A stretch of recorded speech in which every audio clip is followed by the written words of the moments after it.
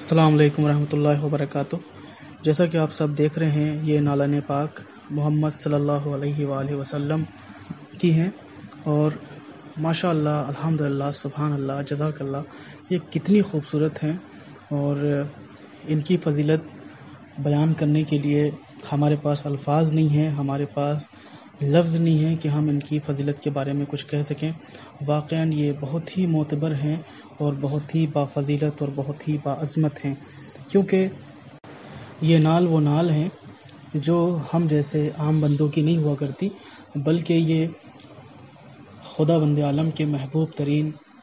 شخصیت محمد صلی اللہ علیہ وآلہ وسلم کی نال ہیں، جنہیں اردو میں چپل کہا جاتا ہے۔ یہ چپل مبارک محمد صلی اللہ علیہ وآلہ وسلم کی ہیں۔ ہماری سب کی جانیں قربان اس معتبر اور بابرکت چیز پر خداوند عالم نے، جیسا کہ رسول کریم صلی اللہ علیہ وسلم کو جو فضیلت اور عظمت عطا کی تھی، ان کی ہر چیز میں عظمت اور فضیلت پائی جاتی ہے، اس اعتبار سے کیونکہ ہماری چپلیں اور رسول کی چپلوں میں بہت فرق ہوا کرتا ہے۔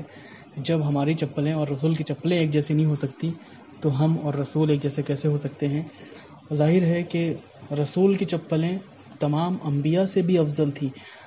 یہ ہم نہیں کہہ رہے ہیں، بلکہ خود قرآن میں اگر دیکھیں تو باقاعدگی سے لکھا ہوا ہے، جب جناب موسیٰ علیہ السلام وادی مقدس میں گئے تو خداوند عالم کا یہ حکم ہوا کہ اے موسیٰ، انی انا ربک فاخلع نعلیک انک بالوادی المقدس طوی، یعنی میں تمہارا رب ہوں، سو تم اپنی جوتیاں اتار دو، بے شک تم پاک وادی میں ہو۔ یہ خداوند عالم نے جناب موسیٰ سے کہا تھا، یعنی جب جناب موسیٰ کو وادی مقدس میں بلایا گیا تو وادی مقدس میں جانے سے پہلے جناب موسیٰ سے کہا جا رہا ہے اے موسیٰ اپنی چپلیں اتار دو، لیکن ہمارے حضور پاک صلی اللہ علیہ وآلہ وسلم جب وادی میں گئے، اس وادی مقدس میں گئے، تو ان سے یہ حکم نہیں ہوا، بلکہ ان کے ساتھ ساتھ ان کی جوتیاں بھی گئیں، ان کے یہ چپلیں بھی گئیں۔ تو میں بتانا چاہوں گا کہ یہ چپلیں وہ چپلیں ہیں کہ جن پہ ہم سب کی جانیں قربان۔ یہ چپلیں ایسی معتبر ہیں، پاک ہیں، جو رسول پاک صلی اللہ علیہ وسلم کے پیروں میں گئی ہیں۔ میں آپ سب کو ان چیزوں کی زیارت کرانا چاہتا ہوں، آپ سب لوگ زیارت کریں، خدا آپ سب کو بھی ان معتبر اور مبارک چیزوں